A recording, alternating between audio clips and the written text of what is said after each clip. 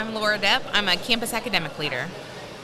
Hi, and I am Stephanie Balster. I am an innovation leader, also known as an instructional technologist at Castleberry ISD, a little gem of a district hidden in the Fort Worth area.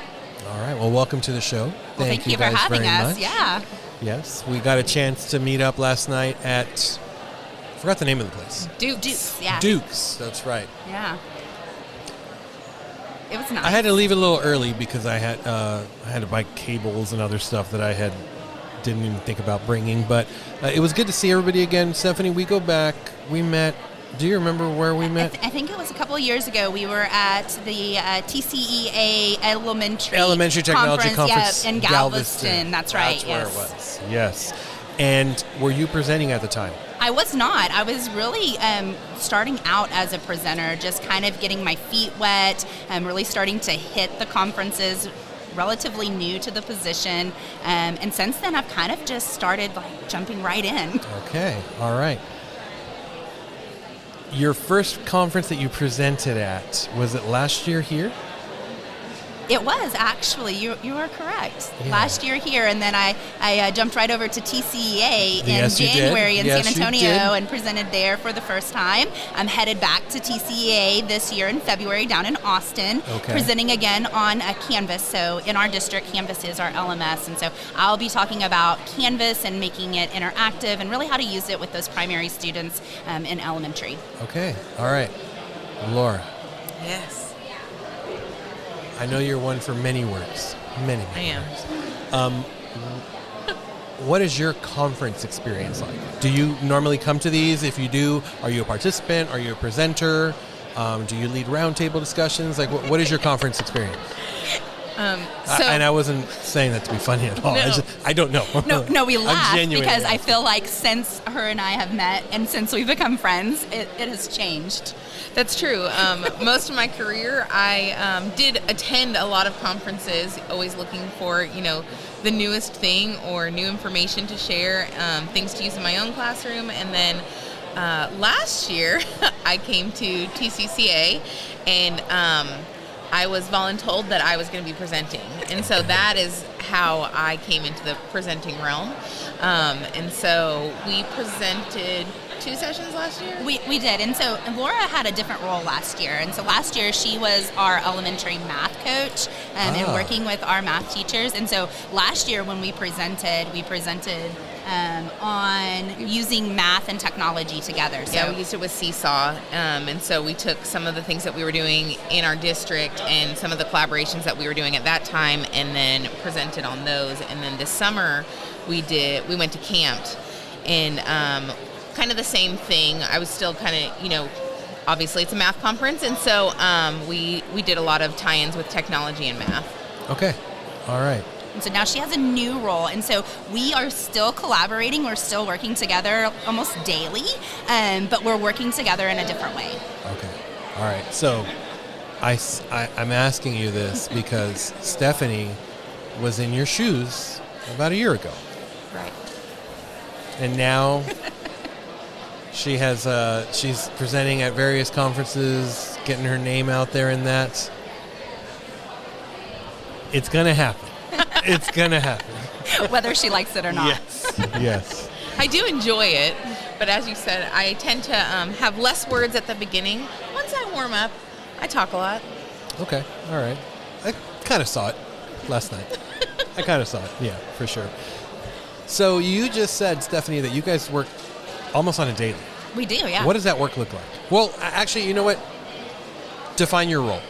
All right, so my role as an innovation leader, I really work with instructional technology. So I support teachers in how to take the technology and what they're teaching in their class and how they can use the different platforms that we have in our district and enhance what they're doing in the class, increase that student engagement, and really up the rigor using the technology to take the learning to those more depth and more meaningful. I also work with our teachers on various platforms on how they can use AI, right? Like that's a big thing. We hear AI everywhere we go. I think I can't talk to anybody in technology right now without AI, but like really how to use that to increase their efficiency, proficiency, save time, right?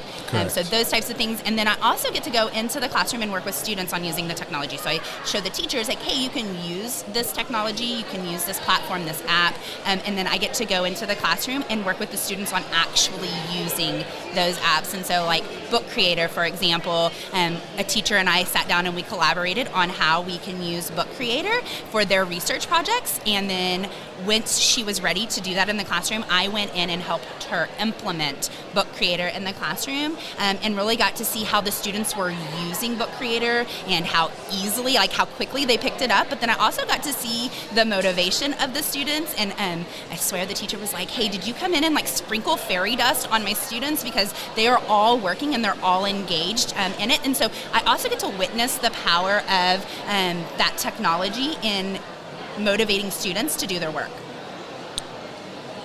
I think those are two words that will probably never come out of my mouth other than now. Fairy dust. I would never tell an innovation leader coming to my classroom, did you sprinkle fairy dust? I haven't heard that term. It was like really magical. Like it really was. So. I bet it was. Yeah.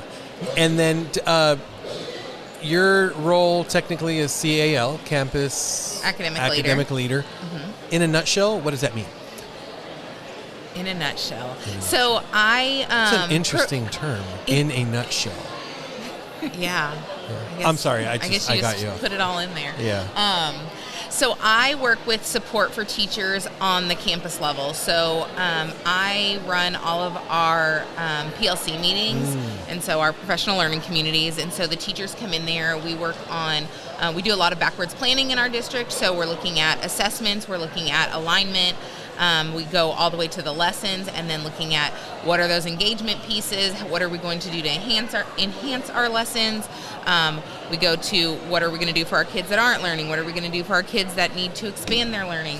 And then we use our data to drive our instruction, and so it's a lot of really digging in deep to what the kids need to be able to do, need to be able to know, and how we're going to provide the platforms that they need in order to demonstrate that. Got it. So you live in the data world. I do. Okay. All right. Spreadsheets and chart paper all over the offices and stuff. Yeah, something like that. She does have lots of charts up on her walls, so she's been working on getting that data visual for teachers as well in her office. Data digs? Do you guys do data digs? We do data digs. You said do. Sorry.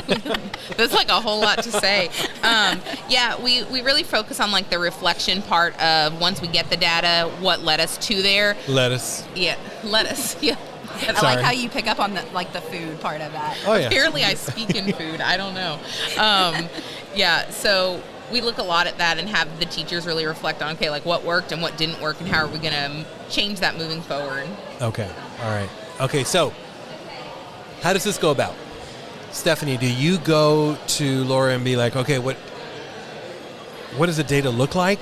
Or do you sit in the meetings? Or is it vice versa? Laura, after you do that data dig and after you, it's Saturday, I usually don't use this word, when you extrapolate the information and the peaks and valleys, do you then turn to Stephanie and be like, all right, we need to figure out a plan? Or how does this collaboration work? It's kind of a combination of both. With Stephanie's role, she services all of our campuses. And so she's always going from place to place. Like she said, sometimes she's in the classroom with teachers. Sometimes she comes into the PLC meetings just to collaborate. So I usually will reach out to her based on conversations that are had in our PLC meetings and say, hey, with the teachers, we were talking about this topic. We'd really like something to enhance this lesson in this way. A lot of times we have general ideas. Like I might come to her and say, hey, teachers have expressed interest in using Curipod because they want to start using it for feedback with their constructive responses. And they really could use some more direct help on how to incorporate that with their students or with this particular lesson. And because she has the content knowledge background, she's able to really infuse that technology into what they're already doing, so it doesn't seem like there's something else for the teachers to do. It's really something that they're able to kind of like seamlessly bring into their classroom that's going to benefit them and the students simultaneously. So I'll then reach out to her and be like, hey, this is what we're thinking. This is the group that I'd like you to come in and see. And sometimes she'll be like, hey, that's a great idea. That might also help your 4th grade team or your 3rd grade team because it has these other features. And so then I'll kind of like touch base with the teachers. We like our teachers to drive what's happening in PLCs because they're the ones that are in there with the kids all the time. They're the ones that know what their data looks like and what's affecting it and what their needs are. So we have them really set like what our agendas look like day to day. So a lot of times I'll bring them these things and be like, hey, these are some options we have. These are some things that are going on in the district or things that we have as an opportunity for you. Where do you want to go from here? And so those teams will be like, oh yeah, let's bring Balster in. She can help us with this. And sometimes they'll just come into the meetings and be like, hey, we were thinking Balster said she could do this, and do you think she can come in? And so like then I'll just touch base with her and schedule her to come on in. All right. She's really like my biggest cheerleader with the teachers, and so like Laura said, I hop from campus to campus, and you'll never say those words. Cheerleaders and fairy dust. No. So, but I mean, it is, I work to build relationships with all the teachers, but I don't get to see them on a day-to-day basis like she does, and she's in there with them all the time, and so she's always like, hey, did you think about reaching out to Balster? She can come in and help you with this. And then, again, like one of the things, you asked, am I in there? Does she reach out to me? Sometimes I'm like, hey, my schedule is clear today. Can I come out and hang out in your PLCs? Which is one of my favorite things to do, is to sit around the table and be a part of the conversation with the teachers, and then they say something and I'm like, oh, like, hey, have you thought about this? And so like I really get to become part of the PLC in that process and see what they're talking about in those conversations. And then I'm looking at it through the technology lens and thinking about all of the things that I'm like, oh, we can use this product. Like, for example, the other day, I was in a PLC and they were talking about trying to do some quick checks. And I'm like, hey, we have Canvas and you can build out questions in there. Have you guys thought about like putting that in there and letting it do the grading for you? And they were like, what? And I'm like, yeah, like you put it in there and you select the correct answers, you assign it to your students, it grades it for you, and then because we use Skyward, you can sync it to Skyward and the grade goes to your grade book automatically, and you just saved yourself a ton of time for grades. And so like being a part of those PLCs, when I'm able to go in there and do that, it really like helps me have those conversations on what the teachers need. But then when I can't be there in those PLCs, like Laura's really like kind of the ears for like everybody, so she's kind of modest in like her role because she really wears a lot of hats, but she's also advocating for those teachers and the students and what they need, and then bringing in those support people like the instructional technologists to help teachers with that. That's, you just described my role as well. And I forgot to do something. Give me 1 second. Is this the food part? I mean, I was wondering if we were going to have the food segment. I mean, you can't So you guys are officially on the EdTech Bites podcast, and there's always food involved. So, got you guys some donuts. Okay. Thank you. You're welcome. So is there anything we need to do with the donuts? I mean, I would eat them. I mean, don't know besides what the hell eat else them, you do like, with the is donut. it like is No. there anything like a ritual? It's not or a trick, something? right? Like, this is a treat, No. not a trick. I mean, No, we it's not. are at I feel like there's a lack of trust here. I know, that's what I'm getting too. 13th, and everybody There's is a part of me dressed that wants up, to and I'm She just. knows cut the you better episode than and I end do. it I'm right like, here. she must know things. Yeah. I mean, it's Halloween, everybody's No, talking I about don't do tricks and that. treats, and so I'll I just, trick other people in other ways, but when it comes to food, But no, I really enjoy this, so, Yeah, thank you. absolutely. I can't, Yeah, feel free. We've got some great I'm gonna donuts here. if you guys want to go ahead and take your inaugural Yeah, bite, we'll take a bite. I'm going to do a little role playing with you guys in a little bit when it comes to PLCs. So you reminded me of something, and some people kind of might get upset when I do this in PLCs or Okay. meetings or professional development, but it works for me. Okay, Laura, you talk data. You're in the data world. Let's just have you pretend we're looking at math data and the data looks really good. Okay. So shoot off a sentence or two, a statement that you would say in a room and you're looking at data and things look really good. Well, I noticed that our trends are really going forward, we're moving in a positive direction. We're looking at some of these standards, and I noticed that, where previously we had some deficits, we're really seeing an increase. So let's talk about some of those student activities that we've been incorporating into our lessons that have helped us get these results. That's hot. Now, I want you to do the opposite. Talk about data. That doesn't look so good. Okay. So I know we've been working really hard on some of these standards, but when we're looking here at the data, we're seeing a lot of these patterns and trends are going in a negative direction. So it's really hard to focus when he's making noises. Let's look at some of these activities that we've been doing. What do we think was causing our students to not really understand these topics, and what can we do moving forward that we can address these issues? NC. Okay, so I do that stuff at meetings and PLCs, but people will usually ask me after, like, why the hell are you making those noises? That's my foot in the door. Right. If a teacher says, why did you suck your teeth when they said 68% passed or whatever? Well, because I know you guys could do more. I know. I've seen you in your class. I've seen what you do with your students.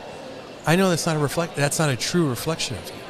And then they'll, okay, well, and that's how it might sound very weaselly, but that's how I get in with teachers, is the most awkward, weird ways, but they work. So next time, it's getting their attention, really. It's getting their attention. Either you love it or you hate it. Or their curiosity, right? Like, why are you making these noises? I mean, that's what you said. They're like, why are you, making these noises over there? What's going on? Yes, because they're very distracting. Yeah. So I'm sure they bring it up.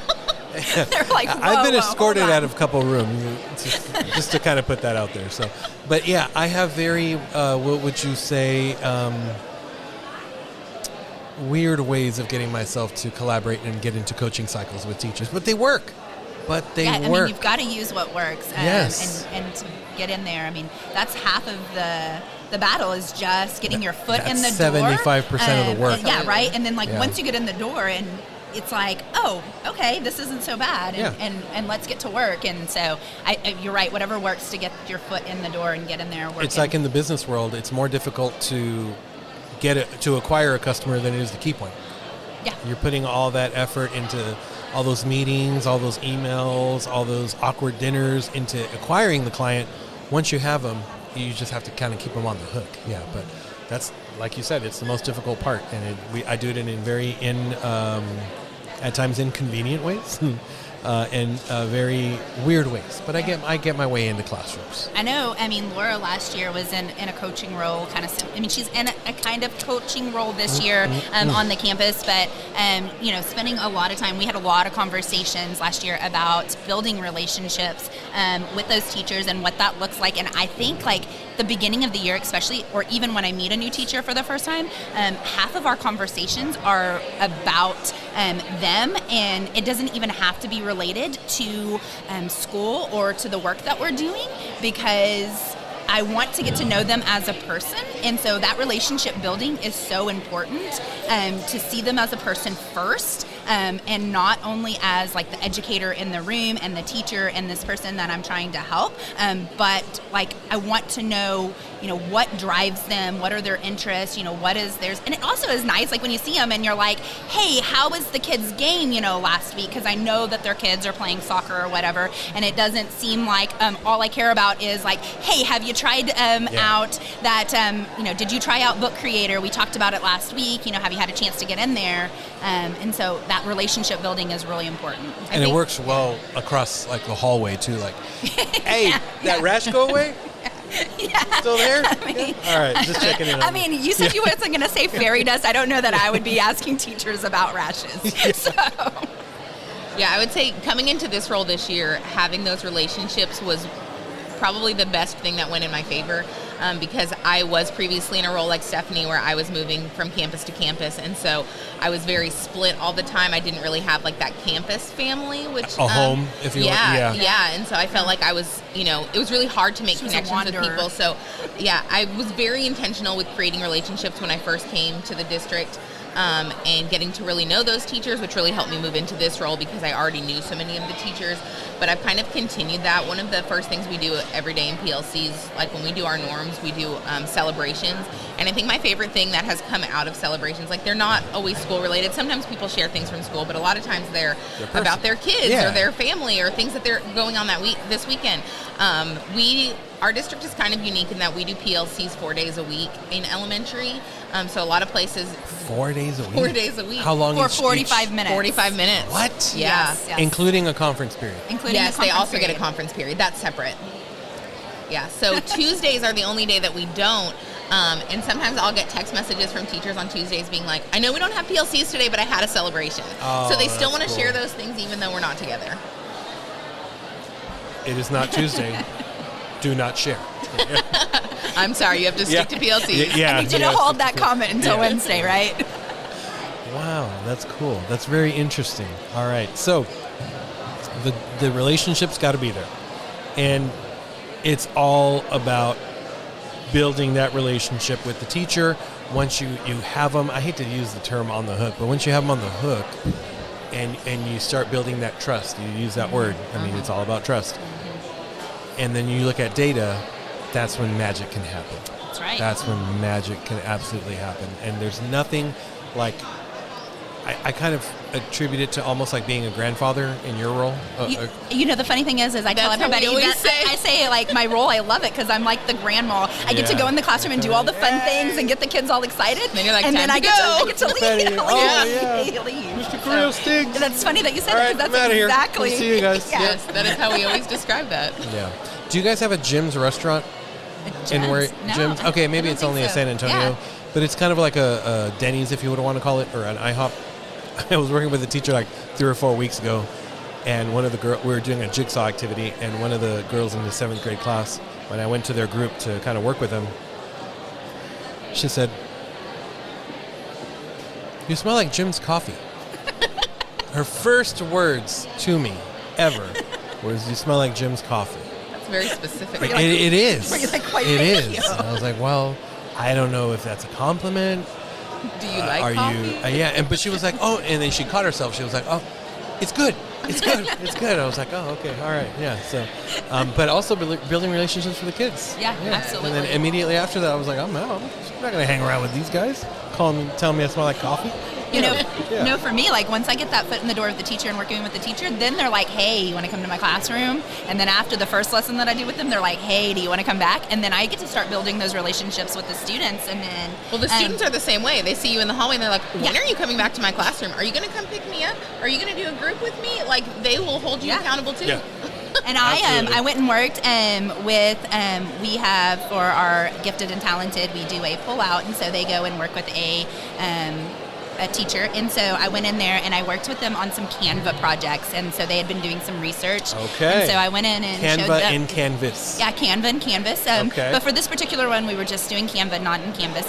But I was, helping them create their projects. And so now every time I see those students on that campus, they're like, Miss Balster, are you here to do Canva with us? Are you going to be at GT today? And so like they start to latch onto that. And so, I miss that sometimes. That's why I like that grandma role, right? Like, because I still like being around students and working with students in the classroom. And I love sparking that creativity and that love for learning. And that passion, like they're so excited to continue to do more. And so that's really exciting. And so that's where I get my moment, like my why, like I continue to That's do your this Christmas bonus. because they get to still see me in that role. And then teachers, they're excited when I come in their classroom. And so for me, that's another, great thing to be able to have that excitement from teachers as well, not just students. Okay. We've covered quite a bit, We have. but we're not done. I've got 5 questions for both of you. I'm gonna pin you against each other. Okay. Okay. In a friendly way. I have 5 food trivia questions ready to go. Oh no! Oh, boy. Can I use ChatGPT? Now you guys are gonna start sucking your teeth and dropping those cues. All right. So I'm gonna give you a question, and I'm gonna give you 4 answer choices: A, B, C, or D. You're gonna hold the answer to yourself in your head. I'm gonna count to 3, and then you're gonna say the response that you chose. Okay. Okay? Okay. to switch hands here. I felt awkward. Didn't feel right. What is the main ingredient in the classic French dish, coq au vin? What is the main ingredient in the classic French dish, coq au vin? A, chicken. B, beef. C, fish. D, lamb. Coq au vin. Chicken, beef, fish, lamb. I'll give you 5 seconds. When I say 5 seconds, time's up. Are you ready? I was just about to ask you, are you guys ready? 2, Okay. 3. I got to count to 3. Oh, you're going to I'm count to 3. gonna count to 3. I thought I was getting to Relax. count to 3. Oh, okay. Relax. Okay. Take it easy, I'm okay? like, ready, set, go. If you want to count, you get your own podcast, okay? And then we'll go over there. All right, so on the count of 3. 1, 2, 3, go. B. You said, I said B, which is beef, right? and then you I said did fish. fish. Okay. Correct answer is indeed chicken. I almost Coq au vin, That classic was my French. immediate, when you guessing, said yeah. chicken, I was like, oh, it's chicken. And then I was like, oh, wait. It seemed too maybe. easy, so You I gotta- had to go you with a gotta go different with your one. gut. I know. You should go Gotta with your gut, right? No pun intended. Go with your gut. All right, on what the you got food next? Show. All right. Question number 2. What is the key ingredient in the traditional Caesar salad dressing? I got this. You ready? I think you got Okay. this one. A, mayonnaise. B, mustard. C, anchovies. D, ketchup. What is the key ingredient in traditional Caesar salad dressing? Mayonnaise, mustard, anchovies, Still feel or like it's a trick. ketchup? Okay, you got your answer? I got my I answer. got it. Would you like to count, or you want me to No, count? I'll let you. Okay, all right. So 1, 2, 3, go. C. C, anchovies is correct. Round of applause. Good job. Okay, and we're going to end it there. All right. Question number 3. What is the primary ingredient in the dessert tiramisu? What is the primary ingredient in the dessert tiramisu? Is it chocolate? Is it coffee? Is it mascarpone cheese? Or is it nuts? Primary ingredients. Chocolate, coffee, mascarpone cheese, nuts. You guys ready? I don't feel as confident about this one, but I'm ready. 1, 2, 3. C. C, mascarpone cheese. Hot dog, you guys are on a roll. Love it. Awesome. Okay. 2 out of 3. That's right. 2 out of 3. I'm no math teacher. Our data's looking pretty good. I'm no math teacher, but that's almost 50%. I love it. Okay. Oh, you guys will never get this one. What type of beans are used in the popular Mexican dip, refried beans? Is it A, pinto beans, B, black beans, C, kidney beans, D, navy beans? 1, 2, 3. B. A. You said B? Okay. You said A. I did. One of you got it correct. And the correct answer is pinto beans A. Pinto beans. So we'll do one of these. We'll do them both kind of layered on top of each other. Okay, so 50. Not bad, not bad. All right. Question number, that was 3, right? That was. No, that was 4. That was 4. Okay, we got one last one. I'm going to scroll through. I've got 45 different ones here. Oh, no. Ooh. Oh. He's going to give us a really tricky one now. Okay, here we go. What is the main ingredient in the Indian dish paneer tikka? Paneer tikka. You ready? Chicken, lamb, tofu, or paneer, otherwise known as cheese. Okay? What is the main ingredient in the dish paneer tikka? Is it chicken, lamb, tofu, or paneer cheese? I think I have an idea. I do. I think I maybe. 1, 2, 3, go. D. You guys got it. Yes. 3 out of 5 and 4 out of 5. Not Yeah. bad. Not bad. Give yourselves a round of applause, That's right. please. All right. That's awesome. Okay. We're stopping it. All right. Well, how can people connect with both of you on social media? You can follow me at Twitter. It is at Mrs. Balster, or you can follow my entire team at Innovate CISD. And then I am at LDepp _ 516. That underscore will That get you. underscore, because you got to hit the key. You got to hit the That's right. number, Apparently you have to and change then it like too many times. Yeah. Yeah. Boy. Okay. Well, I want to thank you guys for being on the show. Everything you're doing in education, what you are contributing to our educational space. Stephanie, I've seen you from I'm just Jenna Lee's sidekick here to I'm leading sessions. Laura, you're on your way, but you do see the value in the conferences, and you learn, and you've gone from one role to another, and you're in that data world, which is super important because without data, it's just nothing more than an opinion. That's right. Right? That's right. Okay. Anything else you want to share with our guests? I mean, our listeners? You are the guests. Yeah. Well, thank you for having us. I always watch your podcast from afar at conferences when you've been there, and I listen to your podcast, but now I'm excited to be Good here. answer. Yeah. So, very nice. Thank you for having us. Absolutely. Thank you guys for being a part of the show, and have a great rest of the day and conference here. All right, you too. Thank you.